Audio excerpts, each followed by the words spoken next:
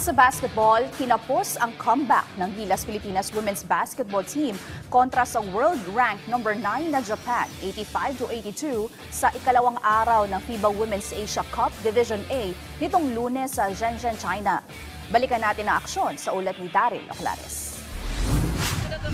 Pambihirang puso ang pinakita ng Gilas Pilipinas women's basketball team sa kanilang naging laban noong Lunes kontra sa powerhouse at world rank number 9 na Japan sa FIBA Women's Asia Cup Division A. Galing sa mapait na opening game kontra sa Australia nitong linggo, pinakaba ng Filipina Cage Bells ang Japan, subalit kinapos sa kanilang comeback attempt para makalasap ng 85-82 na kabiguan. Sa final frame, tambak pa ang Pilipinas ng 22 points bago sila nagpakawala ng 18-0 run para mapababa sa 4 ang kanilang inahabol sa huling minuto ng laro. Naging selyo sa panalo ng Japan ang dalawang free throws na naipasok ni Monica Okoye sa natitirang 12.1 seconds matapos ang intentional foul mula kay Sumaya Sugapong. Sa kabila nito, humabol pa ng isang buzzer-beating 3-point shot si Vanessa De Jesus pero hindi ito naging sapat para agawin ang panalo sa 2022 Tokyo Olympics silver medalist na Japan.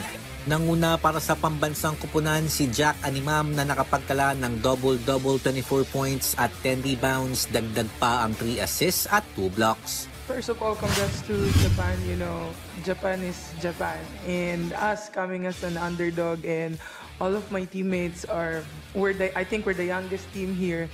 And before the game, I just told them, you know, the game is gonna be hard, but no matter what, we have to fight and take pride on what we do. And I'm just so proud of them because, you know, we rise up to the challenge. And even if we lost, it still feels like a win for us because of how we play together and how we bounce back from yesterday's loss. Pinuri naman ni head coach Patrick Aquino si Animam di lamang dahil sa kanyang naging performance kundi pati na rin sa pagtayo niya bilang veterano at leader ng mas batang lineup ng Gilas Women. I think with the experience of Jack playing for us at a very young age before also, she started very young and she knows the feeling of, you know, playing in this kind of games like FIBA. And with Jack there as a leader and probably a mentor also for the young girls, you know. It's a very, very big effect on the girls. And with her there all the time, you know, guiding them, I think we have a future again for Philippines basketball for women's. Sa darating na Miyerkules, target ng Gilas Pilipinas Women na manalo kontra sa Lebanon para makaabante sa playoff round ng FIBA Women's Asia Cup Division A. Daryl Oclares para sa Atletang Pilipino para sa Bagong Pilipinas.